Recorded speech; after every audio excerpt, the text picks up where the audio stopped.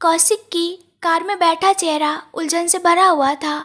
आदि की बातों की वजह से भी और अदिति से बात करने की चाहत की वजह से भी अदिति को कॉलेज से लेने आया था, लेकिन अब उसके मन में एक अजीब सी घबराहट होने लगी। कैसे बात शुरू करूं? अगर मैंने बात की तो क्या वो जवाब देगी? कल जैसे ही मैंने बात शुरू की थी वो बिना खाना खाए चली गई थी। अगर आज भी मैंने कुछ कहा तो क्या वो फिर से कार से उतर जाएगी? कौशिक यही सोचता रहा। तभी कॉलेज से स्टूडेंट्स बाहर आने लगे। अदिति की राह देखता कौशिक व्याकुलता से गेट की ओर देखता रहा। एक साधारण कॉटन की साड़ी पहने, बालों को कसकर जूड़े में बांधे जब वो बाहर आई तो कौशिक बस उसे देखता ही रह गया, मानो उसका सारा ध्यान उसी पर टिक गया हो। कल जब वो सिल्क साड़ी में उसके सामने खड़ी थी, कौशिक के दिमाग में चल रही उलझनों और बेचैनी ने उसे अदिति की खूबसूरती को देखने तक का मौका नहीं दिया। लेकिन आज तो वो सादगी में भी बेमिसाल लग रही थी। कॉलेज यूनियन की लीडर होने के बावजूद उसकी भी नम्रता उसकी सादगी में झलक रही थी। दोस्तों के साथ खिलखिलाकर हंसती अदिति को देख कौशिक की नज़रें उस पर से हट ही नहीं रही थी। अदिति दोस्तों के साथ हंसती हुई आगे आई, अपने घर की कार का इंतज़ार करते हुए इधर उधर देखने लगी। लेकिन जब उसकी कार नज़र नहीं आई तो वो सोच में पड़ गई। तभी उसकी नज़र कौशिक की कार पर पड़ी। एक पल के लिए वो ठिठक गई, मानो कुछ समझ न पाई हो। लेकिन अगले ही पल खुद को संभालते हुए वो कार की ओर बढ़ी और बिना कुछ कहे ड्राइवर सीट के पास वाली सीट पर बैठ गई। कौशिक एक पल के लिए उसे बस देखता ही रह गया। बिना कुछ कहे, बिना कुछ पूछे अदिति बिना कौशिक की ओर देखे बस सड़क की ओर नजरें टिकाए बैठी रही। कौशिक ने एक गहरी सांस ली और कार स्टार्ट कर दी। कार धीमी रफ्तार में आगे बढ़ रही थी। अंदर खामोशी पसरी हुई थी। कौशिक बार बार चुपके से अदिति को देखने की कोशिश कर रहा था, लेकिन अदिति ने एक बार भी उसकी ओर नहीं देखा। कौशिक असमंजस में था, कैसे बात शुरू करूं? उसने सोचा कि शायद अदिति ही कुछ पूछेगी, लेकिन वो तो जैसे बिल्कुल निश्चल बैठी रही। इस सन्नाटे को तोड़ने के लिए कौशिक ने रेडियो ऑन कर दिया और जैसे किस्मत से वही कविता बज उठा जो इस वक्त कौशिक की भावनाओं को शब्द दे रहा था। आंखों से बोलने वाली लड़की, क्या तुम मुझे माफ़ करोगी? मैंने तुमसे पूछा, क्या तुम मुझे माफ़ करोगी? चांदनी जैसी सजीली लड़की, क्या तुम मुझे माफ़ करोगी? मैंने अनजाने में एक छोटी सी गलती की, क्या तुम मुझे माफ़ करोगी? मेरी एक गुजारिश है, सुनोगी ना? तुम्हारा ये गुस्सा क्यों है? बताओ ना, तुम्हारी वो सख्त निगाहें क्यों हैं? दिखाओ ना, प्लीज़ माफ़ कर दो। गाने के बोल मानो कौशिक के दिल से निकल रहे थे। गाने के हर बोल जैसे कौशिक की बात कह रहे थे, लेकिन अदिति फिर भी बिल्कुल शांत थी। उसकी खामोशी कौशिक के दिल पर भारी पड़ रही थी। कहाँ है तुम्हारी प्यारी मुस्कान? कहाँ है वो शरारत भरी बातें? कुछ तो कहो। तुम्हारी आंखों में समंदर सा गहरा दर्द दिख रहा है। तुम्हारे दिल में कोई तूफान उमड़ रहा है। क्या तुम मुझसे कुछ नहीं कहोगी? अब मासूमियत भरी बातें नहीं चाहिए। अब खामोशी से भी काम चल जाएगा। कौशिक का दिल बस यही उम्मीद कर रहा था कि अदिति कुछ तो बोले, कुछ तो सुने, या शायद माफ़ करे। नजरें मिलाने की जरूरत नहीं, बस आधी सी मुस्कान ही काफ़ी है। गहरी निगाहों की दरकार नहीं, बस एक झलक ही काफ़ी है। दरवाज़ा खोलने की जरूरत नहीं, बस खिड़की से झांक लेना काफ़ी है। जिंदगी आगे बढ़ रही है, दिन भी बीत रहे हैं, बस अपनी इन आँखों से मेरी वीरान जिंदगी को थोड़ा सुकून दे दो। Oh, I am sorry, I am sorry. Kaushik का मन पूरी तरह से इस गाने में डूब चुका था। वो एक बार फिर अदिति की ओर देखने लगा और उसी क्षण अदिति ने भी उसकी ओर देखा। कौशिक की आंखों में माफ़ी की पुकार थी, लेकिन अदिति की आंखों में केवल नाराज़गी और क्रोध झलक रहा था। कविता खत्म हुआ और जैसे कौशिक की सहन शक्ति भी वो अब और चुप नहीं रह सका।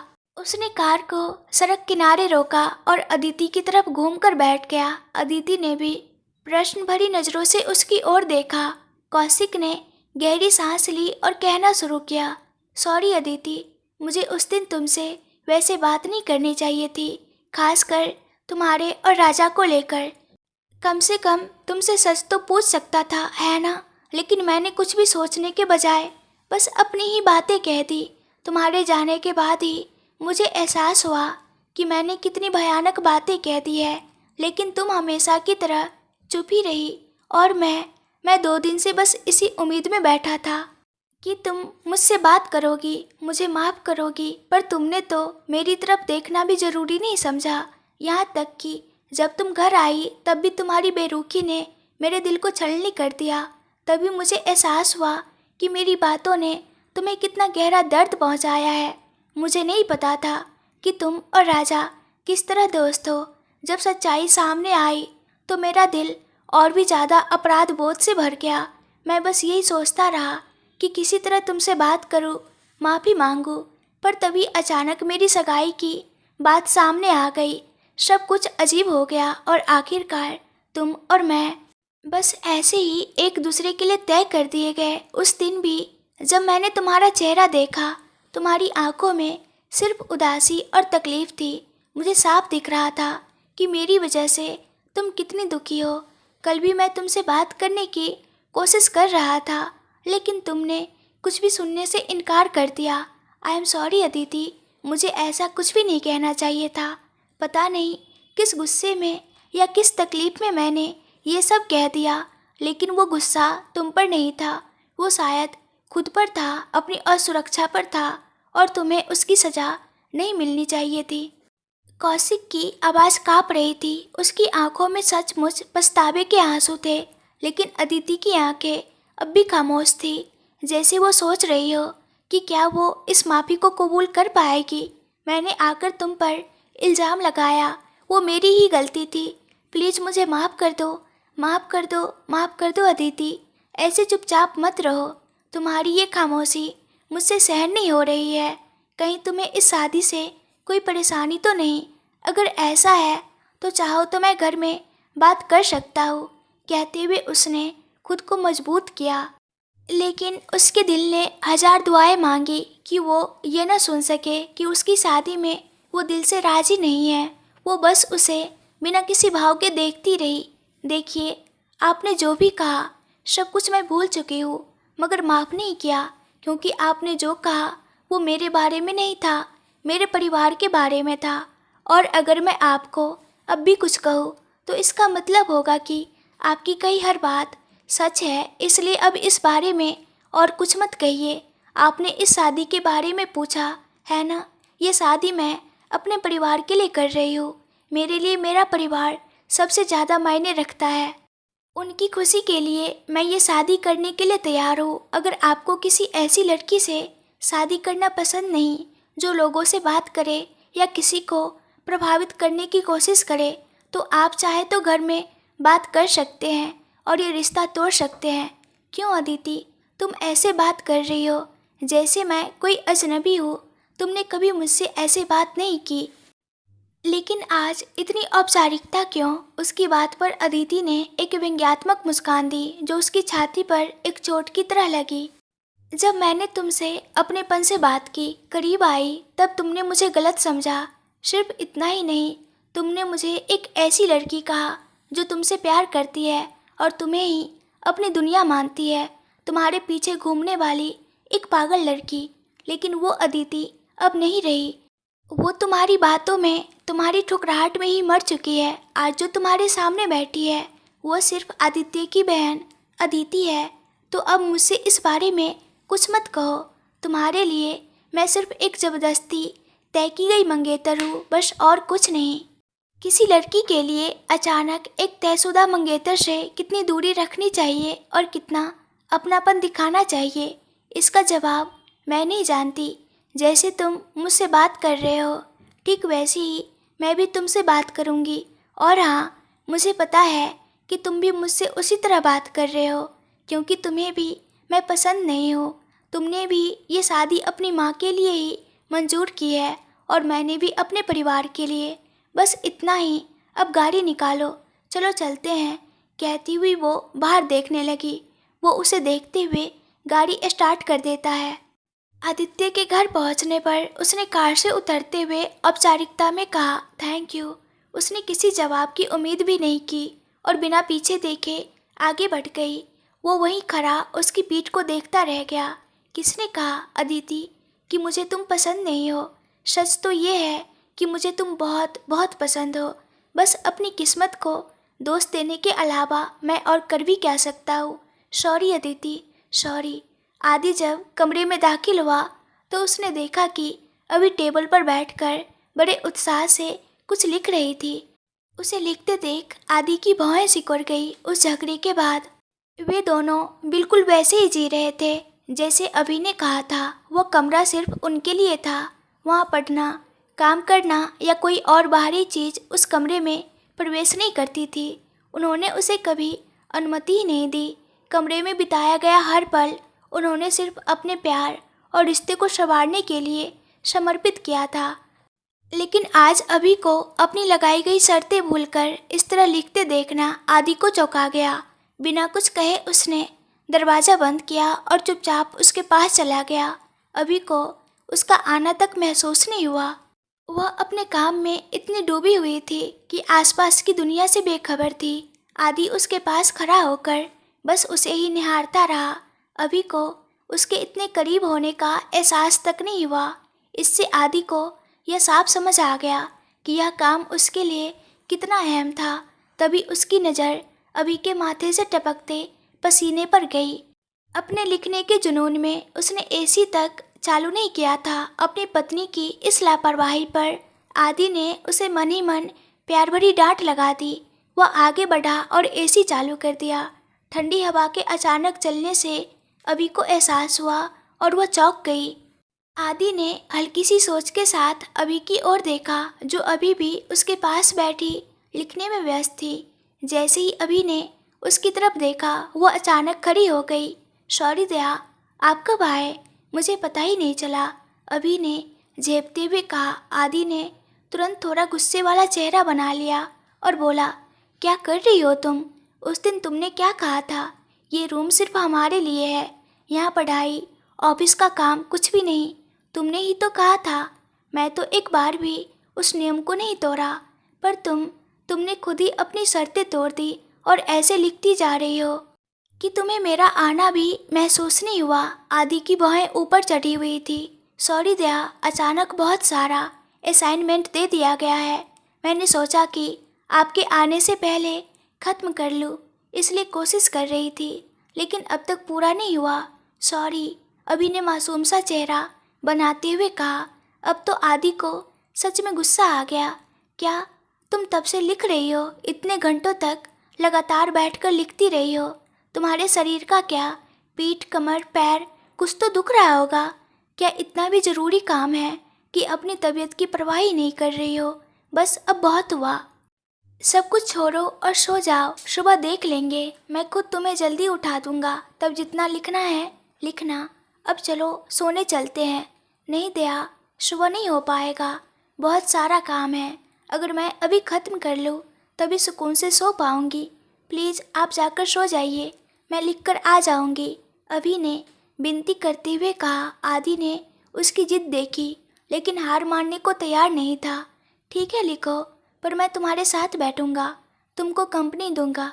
नहीं दया, आपको तो सुबह ऑफिस जाना है और देखो आपका चेहरा भी कितना थका थका लग रहा है, इसलिए जाइए। मेरे प्यारे पति को सोना चाहिए, मैं लिख लूँगी और फिर आकर आपको गले लगाकर सो जाऊँगी, प्लीज़। कहते हुए अभी ने हल्के से उसे पकड़कर बेड की ओर धकेला। बस बहुत हुआ, अब सो जाइए, मैं जल्दी ख़त्म करके आ जाऊँगी। वैसे भी ये तो हमारा ही कॉलेज है ना, ज़्यादा टेंशन क्यों ले रही हो? आदि ने प्यार से डांटते हुए कहा और उसे देखा, पर अभी का दृढ़ निश्चय देख वो और कुछ नहीं कह सका। कितनी बार कह चुकी हूँ, वो मेरा कॉलेज नहीं है, मैं वहाँ बस एक स्टूडेंट हूँ। जब तक मैं उस कॉलेज में पढ़ रही हूँ मैं किसी तरह की स्पेशल ट्रीटमेंट नहीं चाहती। मुझे किसी खास सपोर्ट की ज़रूरत नहीं है, समझे? फिर भी आप लोग इसी तरह सपोर्ट करते रहोगे। नहीं, अब नहीं, तो अब चुपचाप जाओ और सो जाओ। आदि को अच्छे से पता था इस तरह बात करने से अभी को बिल्कुल अच्छा नहीं लगेगा, इसलिए उसने ज़्यादा कुछ ना बोलने का सोचा। उसे डांट खाने का भी कोई इरादा नहीं था, इसलिए वह चुपचाप जाकर लेट गया।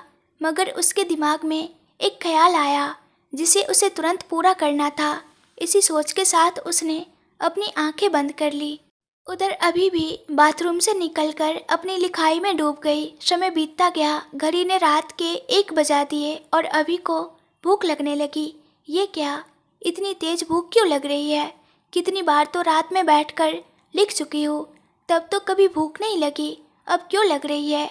ये सब घर वाले ही है जो अच्छा अच्छा खाना खिलाकर मुझे बिगाड़ दिए हैं।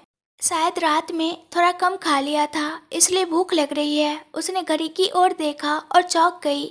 सब सो रहे होंगे, लेकिन भूख अब सहन नहीं हो रही। क्या करूँ? कुछ देर सोचने के बाद उसने फैसला किया, चलो फ्रिज में दूध, फल या कुछ और मिल जाए तो खा लूँगी। कुछ खाकर वापस लिखने बैठ जाती हूँ। ये सोचकर वह धीरे धीरे बेड से उठी और बाहर निकलने लगी। उसकी हल्की सी आहट और पायल की छनक आधे नींद में भी आदि को सुनाई दी। शायद उसने लिखना खत्म कर लिया और अब सोने जा रही है। ये सोचकर उसने करवट बदली, लेकिन तभी पायल की आवाज़ दरवाजे के पास से आई। आदि झटके से उठ बैठा। कहाँ जा रही हो? लिखना खत्म कर लिया क्या? अचानक उसकी आवाज़ सुनकर अभी घबरा गई। उसका दिल जोर से धड़कने लगा। उसने अपना सीना थाम लिया और धीरे से पीछे मुड़कर देखा। आप अभी तक सोए नहीं, तुम पास में नहीं हो, इसलिए सही से नींद नहीं आ रही। खैर, ये सब छोड़ो, तुम अभी कहाँ जा रही हो? लिखना खत्म कर लिया या नहीं? थोड़ा सा बाकी है। पर इसी बीच हल्की भूख लगने लगी, तो सोचा नीचे जाकर कुछ खा लूँ। अगर कुछ मिल गया तो ठीक है। अचानक भूख क्यों लग रही है? रात को ठीक से खाया था या नहीं? हमेशा की तरह ही खाया था। शायद इतने दिनों बाद देर रात तक बैठकर लिख रही हूँ, इसलिए भूख लग रही है। आप सो जाइए, मैं बस नीचे जाकर कुछ खाकर आ जाऊंगी। रहने दो, तुम मत जाओ, मैं तुम्हारे लिए कुछ ले आता हूँ। अरे नहीं नहीं, आप सो जाइए। अरे तुम ऐसे ही चुपचाप रहो, मैं कुछ लेकर आता हूँ, तब तक तुम अपना लिखना पूरा कर लो। ये कहकर उसने एक हल्की सी मुस्कान के साथ उसे देखा और फिर नीचे चला गया। नीचे पहुंचकर वह सोचने लगा कि उसके लिए क्या लाए। रात का खाना अब भी रखा था, क्या फिर से गर्म करके ले जाओ? नहीं, इस समय खाना खिलाना सही नहीं होगा। अगर कुछ हो गया तो? नहीं नहीं, कुछ हल्का ही देना ठीक रहेगा। यही सोचकर उसने फ्रिज से दूध निकाला, उसे गर्म किया और उसमें हॉर्लिक्स मिला दिया। फिर उसने ब्रेड निकाली, तवे पर हल्का सेक कर उसे टोस्ट जैसा बनाया और साथ में जैम भी रखा। दूध और ब्रेड जैम की ट्रे लेकर वो धीरे धीरे ऊपर लौटा। अभी अपने लिखने में डूबी हुई थी। उसने टेबल पर ट्रे रखी, उसने उसकी ओर देखकर मुस्कुराया और वहाँ मौजूद हर चीज़ को जल्दी जल्दी खाने लगी। उसके खाने की रफ्तार से ही ये साफ दिख रहा था कि उसे कितनी भूख लगी है। अरे पागल, इतनी भूख लगी थी और यहाँ बैठकर लिखने में लगी थी। पहले ही बता देती तो मैं कुछ और बना लाता ना। खैर रुको, और कुछ लेकर आता हूँ। मैं 2 ब्रेड और ले आता हूँ। अब जरूरत नहीं है दया, यही काफ़ी है। लव यू सो मच कहकर उसने उसे अपनी बाहों में भर लिया और कमर से कसकर लगा लिया। फिर उसने झुककर उसके माथे पर एक प्यारा सा किस कर दिया। लव यू टू डार्लिंग, जल्दी से खा लो और फिर से जाकर सो जाओ। ज़्यादा देर तक मत बैठना, वैसे भी काफ़ी लेट हो गया है। ये कहते हुए उसने उसके होठों पर मुस्कान के साथ रुमाल से उसका मुंह साफ किया और सोने चला गया। उसकी ओर देखते हुए अभी ने हवा में एक फ्लाइंग किस दिया और फिर अपनी लिखाई पर ध्यान देने लगी। सुबह बड़े ही खूबसूरत अंदाज में हुई। आदि ने जैसे ही आंखें खोली, उसने देखा कि उसकी प्रेयसी उसके सीने पर सिर रखकर गहरी नींद में सो रही थी। अभी रात के 3 बजे तक लिखती रही थी। फिर वह चुपचाप आकर उसके सीने से लग गई और उसे सोता हुआ देख खुद भी नींद में समा गई। आदि को भी तभी नींद आई जब उसने उसे अपने सीने से सटते हुए महसूस किया। शादी के बाद से ये उनकी आदत सी बन गई थी। आदि ने उसे देखा और हल्के से मुस्कुराया।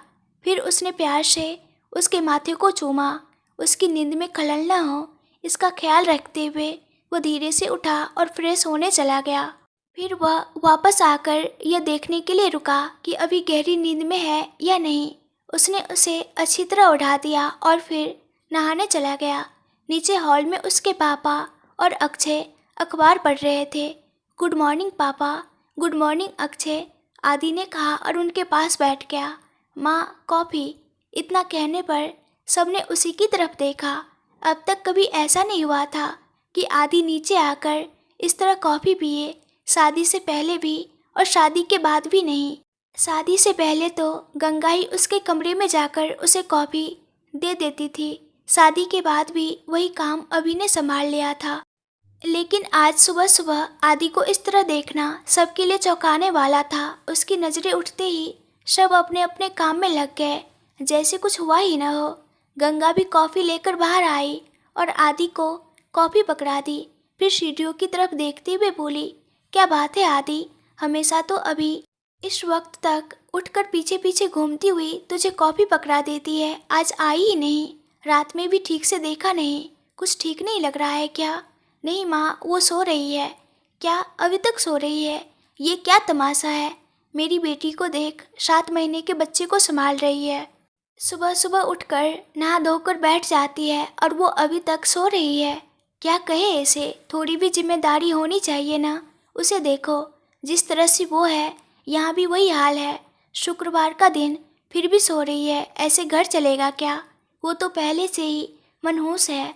अगर उसे यूं ही छूट दे दी जाए तो घर में बरकत कैसे आएगी? उसकी किस्मत ही खराब है। वो अभी और कुछ कहने ही वाली थी कि आदि ने एक नज़र से उसकी तरफ देखा। उसकी नज़र में कुछ ऐसा था कि वो सहम गई।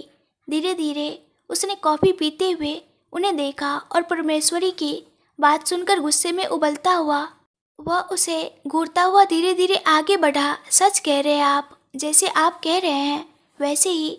हाँ, वो इस घर की महारानी है, ये उसका घर है और अपने ही घर में वो जैसे चाहे रह सकती है, जब चाहे सो सकती है। इसे लेकर आपको सवाल करने का कोई हक नहीं है।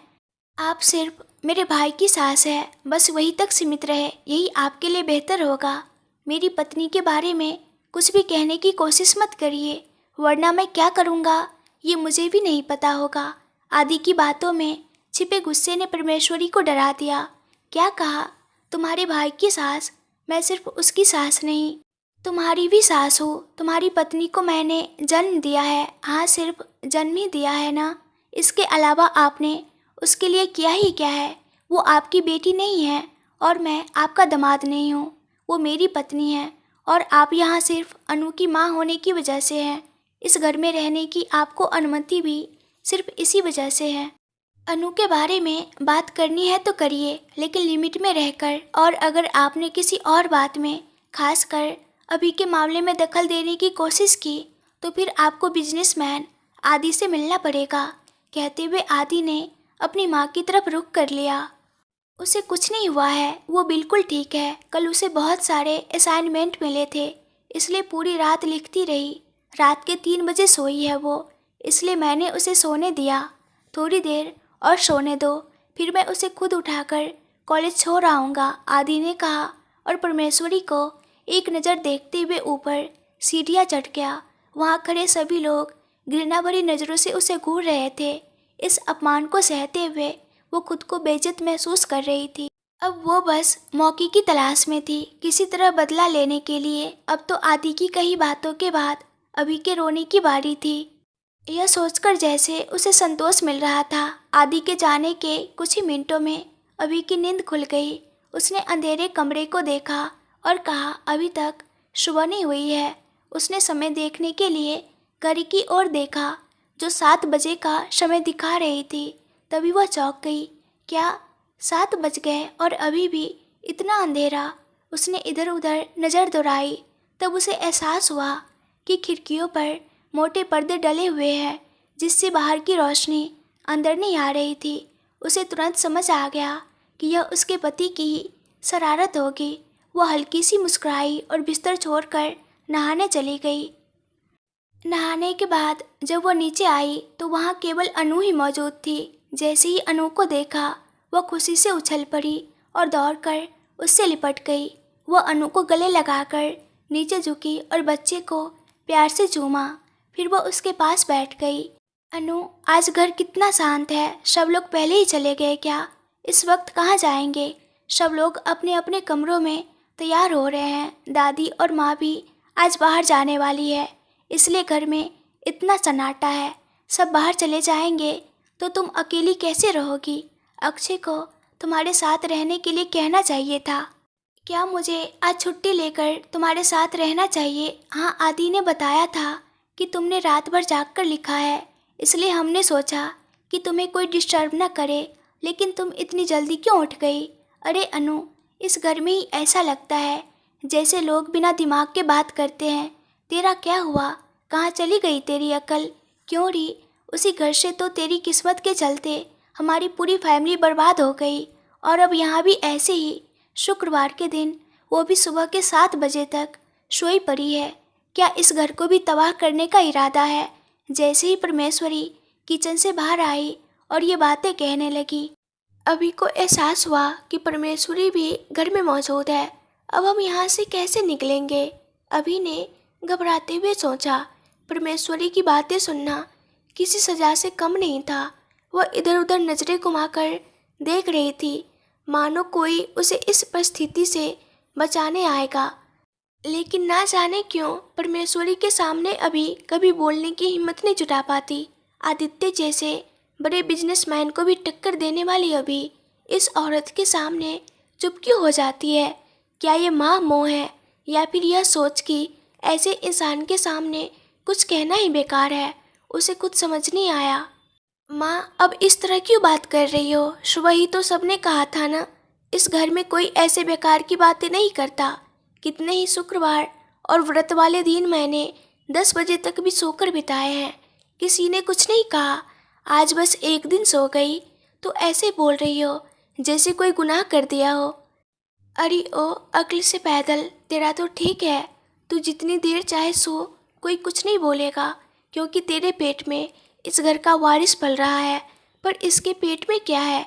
कुछ भी तो नहीं।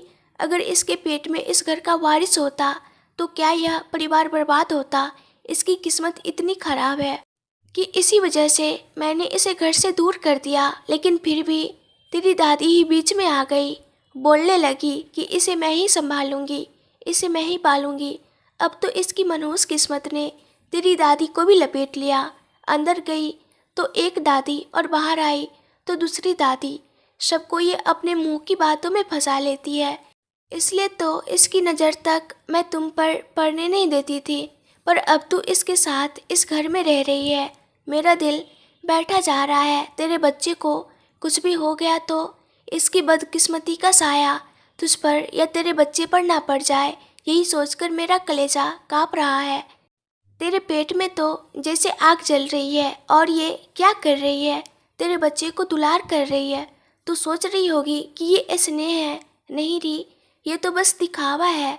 इस तरह दुलार करके ये तेरे पेट में पड़ रहे बच्चे के साथ भी कुछ बुरा करने का सोच रही होगी। इसकी मनहूस किस्मत ने ही इसे बंजर बना दिया। इसके पेट में कभी कुछ नहीं पलेगा, और अगर कभी कुछ हुआ भी तो वो भी इसकी किस्मत के कारण बच नहीं पाएगा। परमेश्वरी की जहरीली बातें सुनते हुए अभी बिना कुछ बोले बस आंसू बहा रही थी। लेकिन जैसे ही परमेश्वरी ने अपनी आखिरी बात कही, अभी की सहन शक्ति जवाब दे गई। उसने जोर जोर से रोना शुरू कर दिया और तेजी से सीढ़ियों की ओर भागी। अनु ने जोर से चिल्लाते हुए पास रखे एक गमले को उठाकर जमीन पर पटक दिया। गमला टुकड़ों में टूट गया और उसकी आवाज़ सुनकर घर के सभी लोग घबराकर बाहर आ गए। अनु, ये क्या कर रही है? तुझे चोट लग जाएगी। परमेश्वरी ने अनु के पास जाने की कोशिश की, लेकिन उसने उसको झटकते हुए पीछे धकेल दिया। मत छुओ मुझे, मेरे और मेरे बच्चे के पास मत आओ। अभी तक जो कुछ भी अभी ने सुना, क्या वो सब तुम्हें सही लगा? तुम्हारे मुंह से निकला हर शब्द जहर है, तुम्हारी छुअन जहर है, यहाँ तक कि तुम्हारी नज़र भी जहर से भरी हुई है। अब इस घर में तुम एक पल भी नहीं रहोगी, और अगर तुम रुकने की कोशिश करोगी तो मैं खुद तुम्हें इस घर से बाहर फेंक दूंगी। अनु का चेहरा क्रोध और पीड़ा से भर गया था। तुम खुद को बड़ी समझदार समझती हो, लेकिन क्या तुमने अपनी जुबान को कभी काबू में रखा? तुमने जो जो बातें बोली, क्या तुम्हें एहसास है कि वो कितना दर्द देती है? उस मासूम बच्चे ने क्या गलती की है? क्या उसकी किस्मत खराब है? और तुम जो उसकी माँ हो, तुम क्या खुद को कोई देवी समझती हो?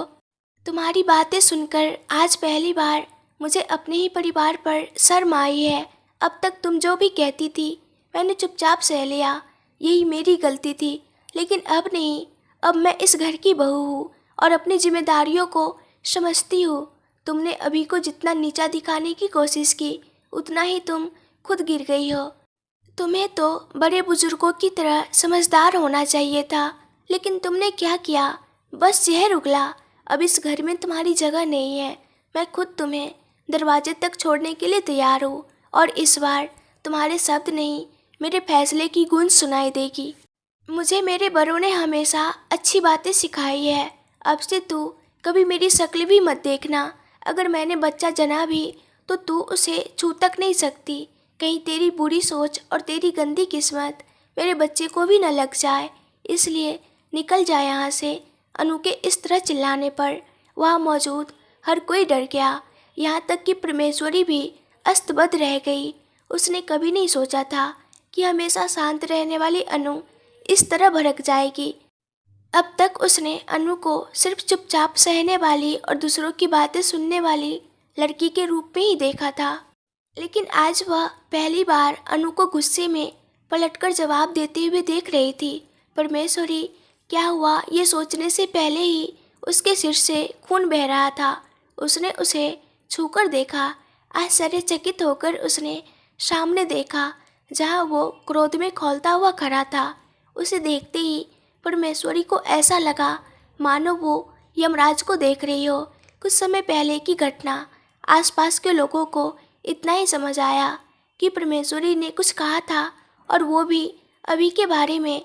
लेकिन उसने क्या कहा ये किसी को नहीं पता था। फिर भी अनु के पास आई गंगा ने कहा, क्या अनु, तुझे उनके बारे में कुछ नहीं पता? लोग तो कुछ भी बोलते रहते हैं, इसलिए क्या हमें अपने घर पर आए मेहमान को बाहर जाने को कह देना चाहिए? हमारा परिवार ऐसे व्यवहार नहीं करता। और फिर उन्होंने तुझे जन्म दिया है। जब तक तेरा बच्चा पैदा नहीं होता तब तक तो उन्हें यहाँ रहना ही होगा। थोड़ा एडजस्ट कर लो बेटा, अनु ने गुस्से में कहा। ओह माँ, आपको ये भी नहीं पता कि उन्होंने क्या कहा और आप फिर भी उनका पक्ष ले रही हो। मैं बिल्कुल नहीं चाहती कि वे यहाँ मेरे बच्चे के जन्म तक रुके। मेरे बच्चे को तो वे छू भी नहीं सकती। उनकी नज़र भी मेरे बच्चे पर नहीं पड़नी चाहिए। उनकी सांस तक जहरीली है, इतना जहर भरा है उनके शरीर और जुबान में। पहले जानो माँ, उन्होंने अभी के बारे में क्या कहा है। कहते कहते अनु की आंखों से आंसू बहने लगे।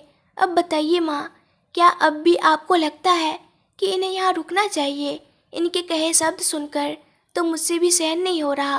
फिर अभी ने ये सब कैसे सहा होगा? वो तो सहन नहीं कर पाई। रोती बिलखती हुई वो अपने कमरे में भाग गई। अब बताइए, क्या मैंने इन्हें घर छोड़कर जाने को कहकर कुछ गलत किया? ये सुनते ही सबका खून खौल उठा। अगर उन्हें रोक न लिया जाता तो सब मिलकर परमेश्वरी को पीट पीट कर जान से मार देते। लेकिन इस घर की परंपरा रही है कि जो भी मेहमान इस घर में आता है उसका सत्कार किया जाता है। इसी वजह से उन्होंने सोचा कि परमेश्वरी को शांति से घर से बाहर भेज देना ही बेहतर होगा। हर कोई अपनी अपनी सोच में डूबा था कि तभी परमेश्वरी की तेज चीख गूंजी। सभी ने उसकी तरफ देखा। वो वहाँ खून से लथपथ खड़ी थी। उसके सिर से खून बह रहा था और पास ही एक टूटा हुआ मिट्टी का गमला बिखरा पड़ा था। इससे पहले कि लोग समझ पाते कि क्या हुआ, दरवाजे से तेजी से अंदर आया आदि परमेश्वरी की गर्दन पकड़कर उसे ऊपर उठा चुका था। आदि के इस अचानक के गुस्से को देखकर सभी दंग रह गए। परमेश्वरी की आंखें ऊपर चढ़ गई। सांस लेने के लिए छटपटाती हुई वो उसकी पकड़ से छूटने की कोशिश कर रही थी, लेकिन आदि की आंखें लाल हो चुकी थी। उसकी आंखों में खून सवार था। वो पूरी ताकत से उसकी गर्दन दबोचे हुए था। स्थिति की गंभीरता को समझते हुए आदि के पिता और अक्षय ने मिलकर उसे पकड़कर पीछे खींचने की कोशिश की। आदि, क्या कर रहे हो बेटा? छोड़ दो, वो मर जाएगी। मरने दो, उसे मर जाना चाहिए। आप जानते हो उसने क्या किया है। आदि बस करो बेटा, पहले हमें जानने दो कि आखिर हुआ क्या था। मैं चला गया, ठीक है, लेकिन मेरी पत्नी के बारे में इस तरह बोलने की उसकी हिम्मत कैसे हुई? उसने सोचा होगा कि मैं कुछ नहीं करूँगा, बस चुपचाप खड़ा रहूँगा, लेकिन नहीं, आज के बाद इसे उसका अंजाम भुगतना होगा। अगर मैं इसे छोड़ दूँ तो फिर मुझे आदित्य कहने का कोई हक नहीं। कहते हुए आदि ने अपनी पकड़ और कस दी। परमेश्वरी की आंखें धीरे धीरे ऊपर की ओर चढ़ने लगी। आदि, छोड़ दे बेटा, बात को शांति से सुलझाया जा सकता है। छोड़ने को कह रहे हो पापा? इसने जो कुछ कहा उसके लिए इसे सजा नहीं मिलनी चाहिए क्या? आदि, अनु गर्भवती है बेटा, उसकी माँ के साथ ऐसा मत कर। अनु और उसके बच्चे का ख्याल रख। इस तरह गुस्सा ठीक नहीं है। भाई, ऐसी औरत को मारकर तुम अपने हाथ क्यों गंदे कर रहे हो? उसे उसके हाल पर छोड़ दो, पाप उसी के सिर जाएगा। सबने आदि को शांत करने की कोशिश की, लेकिन उसका गुस्सा कम नहीं हो रहा था। उसने परमेश्वरी की गर्दन को और जोर से दबा दिया। धीरे धीरे उसकी सांसें थमने लगी। तभी अचानक अक्षय ने आगे बढ़कर आदि को जोर से खींच लिया। जैसे ही उसने खींचा, परमेश्वरी नीचे गिर गई, लेकिन किसी ने भी उसकी परवाह नहीं की।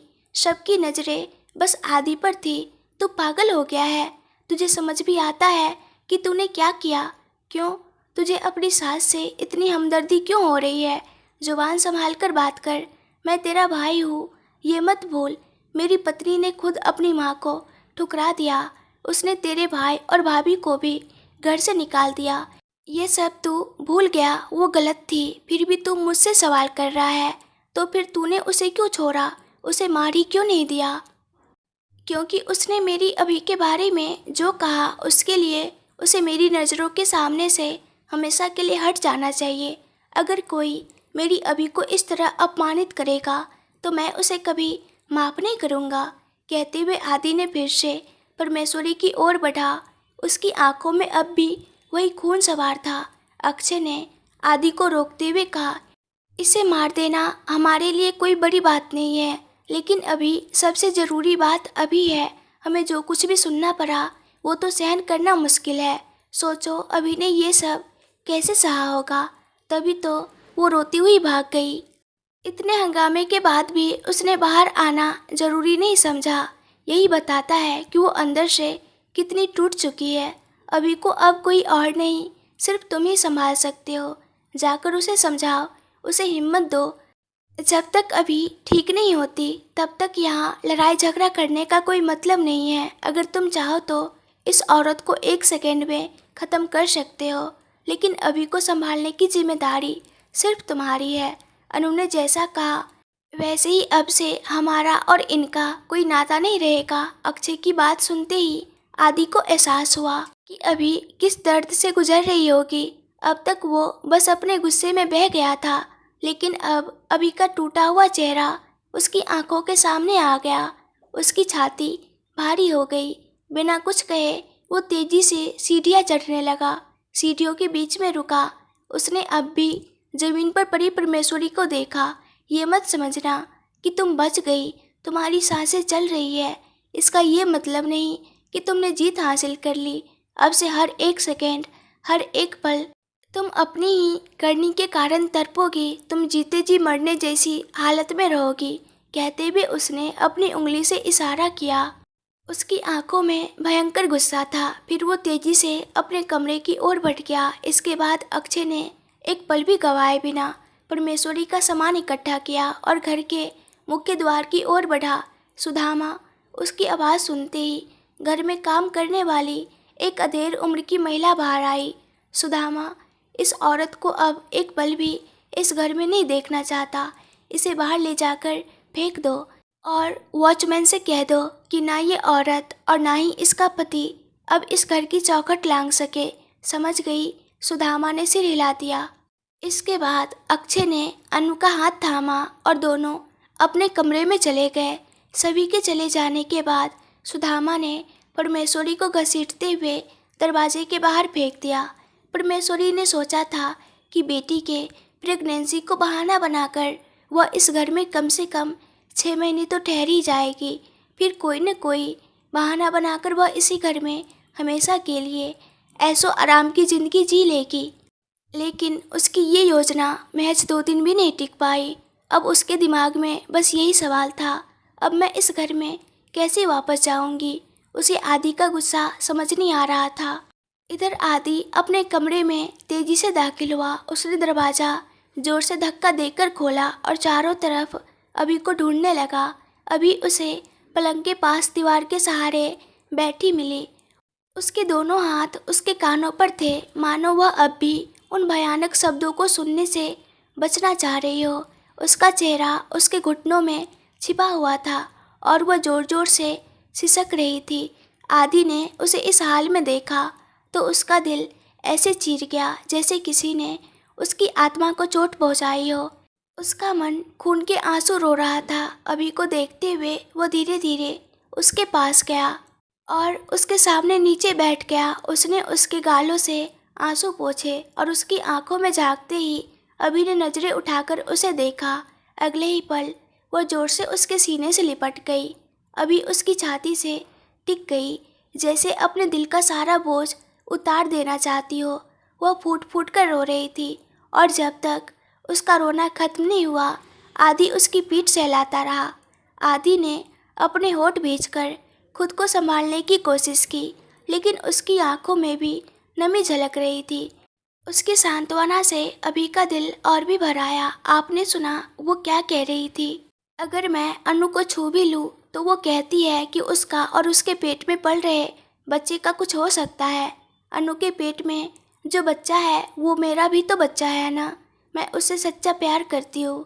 फिर वो कैसे कह सकती है कि मैं सिर्फ दिखावा कर रही हूँ? वो कहती है कि मैं बच्चा पैदा ही ना हो इसलिए उसे नुकसान पहुँचाना चाहती हूँ। कैसे उनका दिल इतना कुछ कहने को तैयार हो गया? मैं तो बस ये सोचकर पागल हो रही हूँ। उनके शब्द सहन नहीं हो रहे। वो सुबकते हुए ये सब कहती रही और आदि ने उसे और कसकर गले लगा लिया। वे लोग कौन होते हैं तुम्हारे बारे में ऐसा कहने वाले? क्या उनके कहने से वो सच हो जाएगा? सुबह उन्होंने बेवजह बातें की और मैंने उन्हें कड़ी डांट भी लगा दी। अब वो उसका बदला लेना चाहती थी, इसलिए उसने तुम्हें ये सब सुनाकर रुला दिया। तुम समझे बिना ही उनके शब्दों को सच मान बैठी और खुद को इस तरह तकलीफ़ दे रही हो।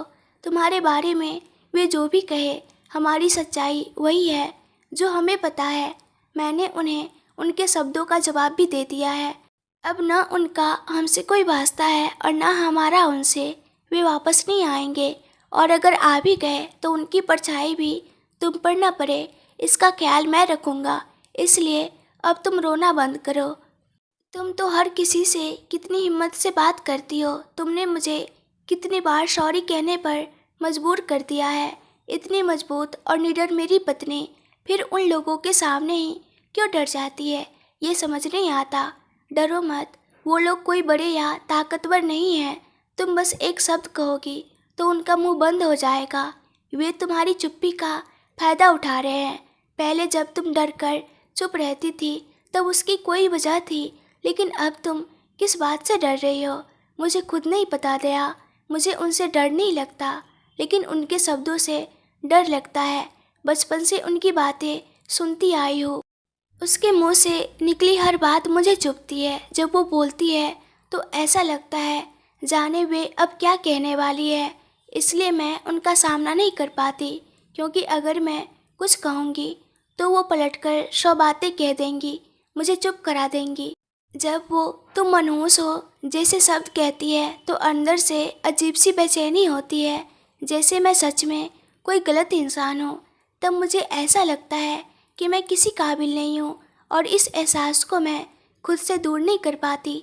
यही तो उनकी चाल है। अभी वे तुम्हारे बारे में सब कुछ जाने या ना जाने, लेकिन तुम्हारी कमजोरी को अच्छे से पहचानते हैं।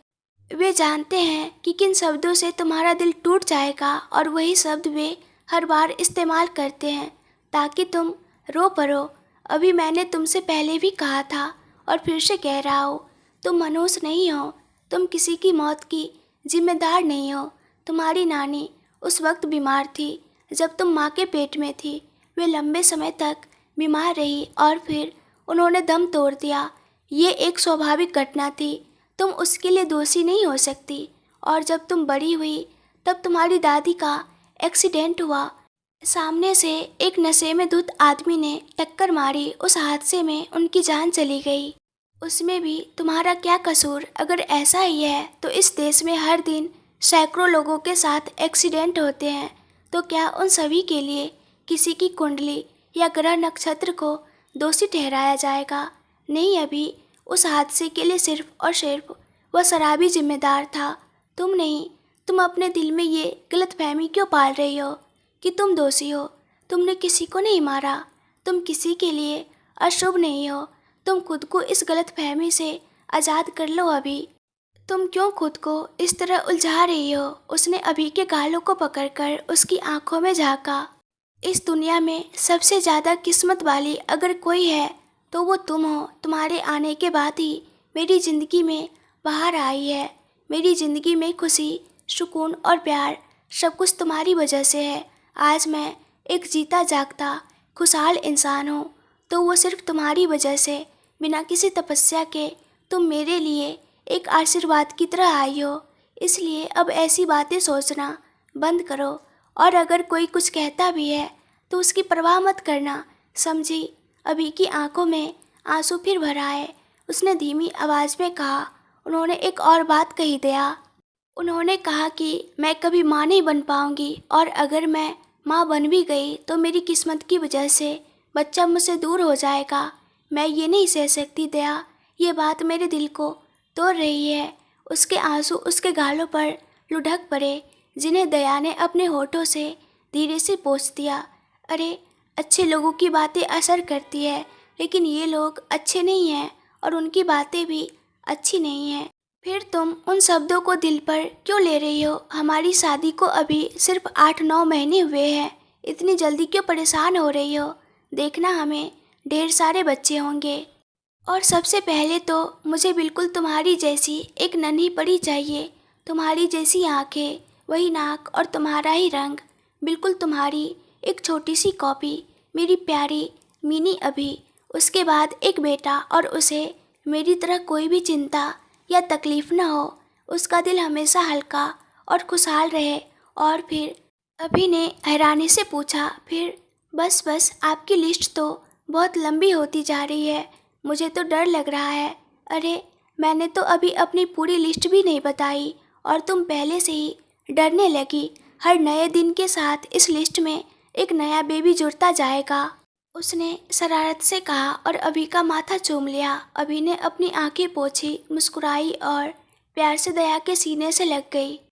आप लोगों को ये कहानी कैसी लग रही है और इस कहानी के आगे के पार्ट्स भी देखने हैं तो प्लीज़ ढेर सारे कमेंट्स करके बताइए, और मेरे चैनल को सब्सक्राइब कर दीजिए। इस वीडियो को लाइक एंड शेयर कर दीजिएगा। Thank you.